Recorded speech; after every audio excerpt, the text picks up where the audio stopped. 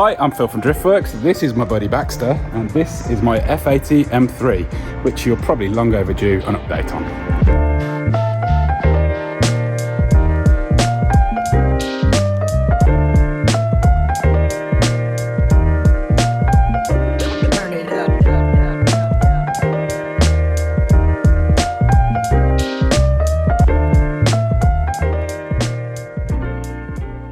So yeah, it looks a little bit different. What have I been doing? Well, it's been about a month and a half on the ramps, I think, something like that. It's been, we've done a lot of prototyping for the reason why it looks this low. It's a new coilover kit that I'm working on, using HSD Monopro parts, but we might do it as a Driftworks CS2 kit with digressive dampers, and I'll talk to you in a moment about the changes that I've made to that kit to make it more suitable for my use. So yeah, it looks a bit different. I've borrowed / stolen some Work VSXX from stock, which looks superb. They're actually a slightly weaker fitment meant for a non-M3, but they actually work out perfectly with 20mm spacers to clear the gigantic carbon ceramic brakes that we have on this car. So you can see the pretty damn tight there. These are not my long-term keeper wheels anyway. I want 19s on this, and I definitely do not want the Pirellis on there. They are awful tyres, especially at this time of year. But yeah, I just figured I'd get them on, see what they look like. Really quite like the look of it, to be fair. But yeah, these wheels will ultimately probably be for sale at some point. The other reason it's been on the ramps for so long is because we've had the Downpipes off, my 2-in-1 Downpipes. We've had them off and sent them over to Adam to jig up, because yeah, we're having 10 of them made. 6 or 7 of you have already bought them, so if you have, thank you very much, and also thank you for your patience, because it has taken a little bit longer than I thought it would. Yeah, it's a very complex project to build one set of these, but to actually make that easy to replicate and make future sets is super difficult. I think it even took Adam by surprise. So yeah, if you haven't already got yours, because we've sent out 3 or 4 of them so far, I think you should be getting yours pretty soon. And again, thanks for your patience on that one. We're about to head to Donington, not primarily to drive this, but I'm driving my A86 new track car, but I figured I might take this along just to see what it's like with the new suspension kit on it, see whether I've chosen the right spring rates to give you a good balance of track and road use. But yeah, I guess I'll probably put it up on the ramp and quickly show you what I've done with the suspension before we head over to Donington. So yeah, just a quick look from underneath. This is obviously a prototype kit, but I think you should just be able to see there. One of the big things that I've been doing with loads of HSD kits at the moment is trying to eliminate the separate anti-roll bar drop link tab, which I should be able to find. Excuse the mess. So these things, there's actually nothing wrong with them if you know what you do when it comes to setting them up. There's a locking collar on the top, a locking collar on the bottom. And you have to orientate that very specifically to get the range for the anti-roll bar drop link. But what I've been trying to do is turn them into sort of more of an OEM style bolt-on thing. So as you can see, this uses the standard anti-roll bar drop link, which is huge on these cars, just attached to the back bracket there, and there's a little tab that orientates it in. Oh, can you see? Just in here, there's a little tab on it. So yeah, testing those. The back was pretty much fine, but did have a limitation of ride height, or not ride height, more specifically damper stroke at low ride height. I don't know whether you can see, right, just at the top there, it's actually got an adjuster, because obviously you can't get an inboard damping adjuster on the inside of these cars because the chassis doesn't allow it. But what that does, that actually adds about 20mm or 25mm of stack height to the damper, which then reduces the potential minimum shortness of the damper. So all I've done here, which you won't be able to see, is this is a new type of bracket that doesn't have a spacer between the lower brush and the actual shock body. It means that you can get that about 25mm shorter. I'd already redesigned the adjustable spring platform here so that we can change to using just standard 200mm length normal 65 ID coilover springs, because that's a really easy thing to get and change out. We carry a load of these in different rates on the shelf.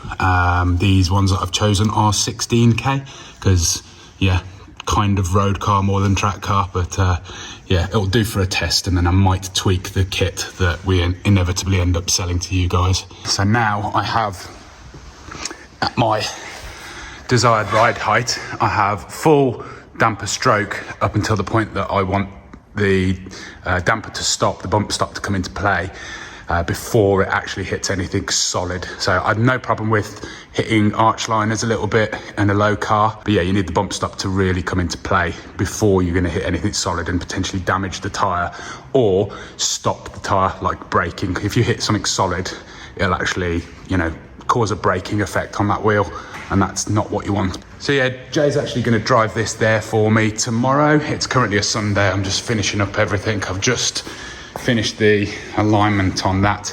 Oh yeah, I forgot to say about the specs. It doesn't have front camber adjustable top mounts just yet, but I've sent HSD a set of standard ones. They're not the same as the M2 version that I made for my M2. These are standard M2 version. So we will have a camber adjustable kit coming soon, which will probably be under the Driftworks CS2 name. Basically, I'm going to try and bring that back because I'm spending so much time developing this stuff and tailoring it to my own specific requirements, kind of thinking it should probably be called a Driftworks thing, even though it's nothing to do with drifting. But obviously we've been through that many times. Driftworks doesn't have to be anything to do with drifting. It's a brand. So yeah, we will have a camber adjustable top mount version. This is currently only running 1.5 degrees camber at the front, 1.5 degrees at the rear. Baxter's still helping me today. New 86 is loaded. But yeah, Jay's going to drive that for me, and we'll see you at Donington in a minute.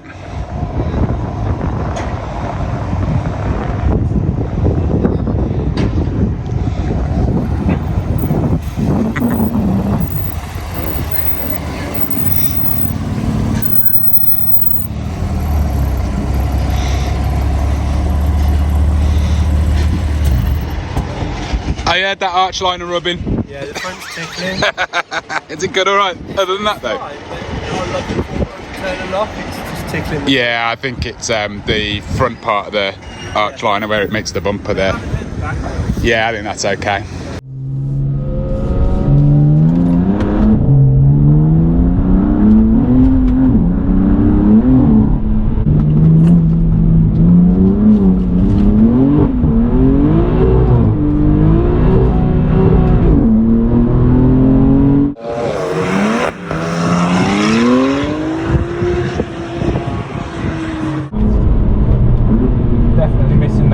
Negative camber though.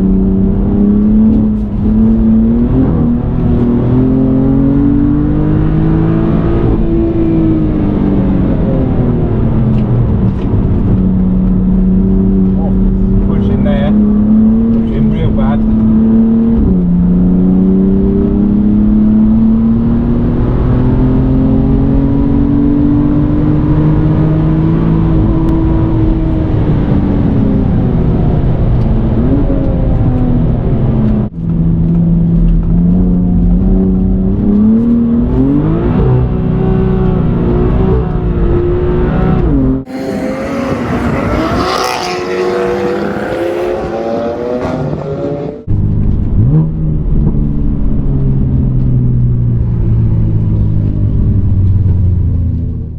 How was that one then? How did that compare?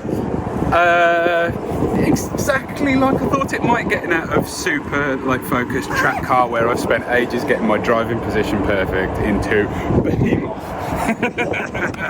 behemoth road car, but very, very capable. I can see why people use them. I'm going to be harsh and say I still don't like it. The power delivery, the torque is just, on these tyres and these Aeros, just completely forget about it. They are absolutely useless. But yeah, it's fine to chuck about. It's missing the negative camber because it's only got 1.5 degrees negative camber on this kit. We're developing the camber adjustable top mount for our own. So again, this isn't a track car. This was just sort of an experiment to see whether my choice of spring rates on this kit work, and they really seem to. It seems relatively well balanced. It's progressive. I'm sure that on decent tyres, you could probably go even stiffer on the spring rates, and you could get this thing moving at some serious speed. But that's not what this car is about. So that'll do for today.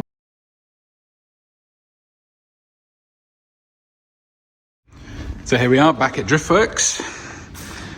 So, E36, big thumbs up on that one. No changes to the new E36 HSD kit that I've been working on. Some changes on this though, because I hadn't driven this on the road. I drove it on track, obviously, for those few laps that we saw there. Seemed to work really well, other than the lack of front camber, which is something that I'm working on for this kit. So that will have front camber adjustable top mounts. But it is too stiff for road use. This car is primarily my fun road car. So this kit here is a 10k front and 16k rear.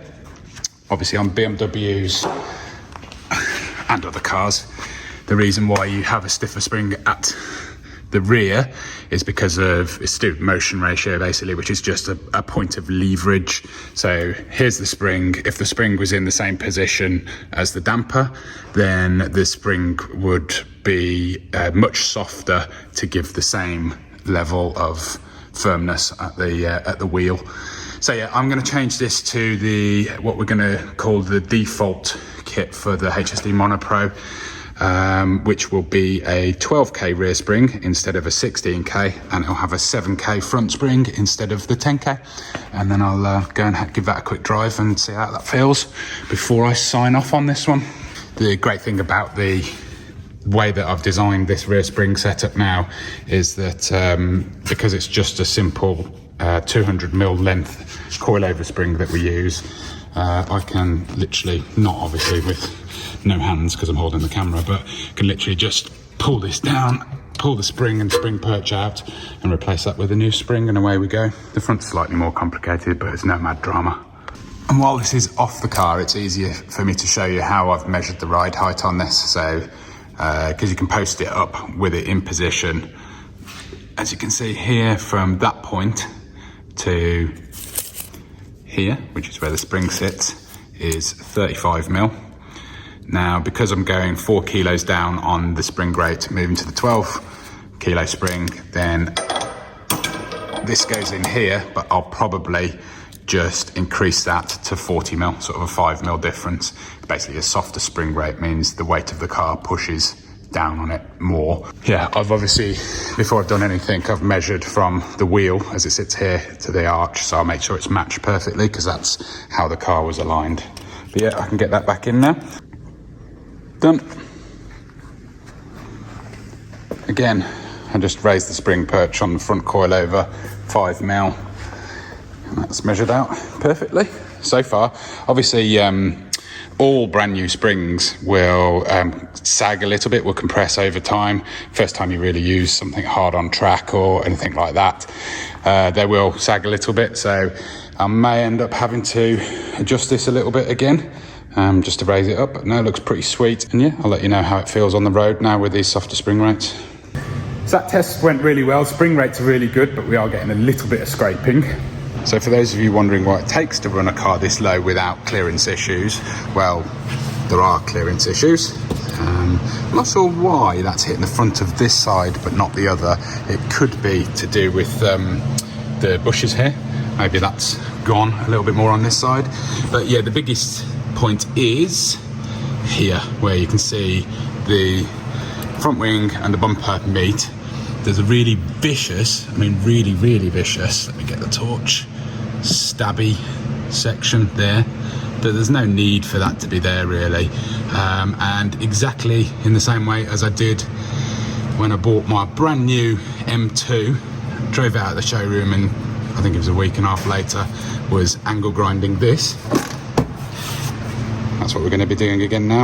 I've done this the delicate way before, by removing bumpers, pulling stuff out and trimming stuff carefully, but actually, if you're good enough with a flat wheel, you should be able to get this at the correct angle to kind of match the wing and the bit that's poking out there, and hopefully not burn through paint.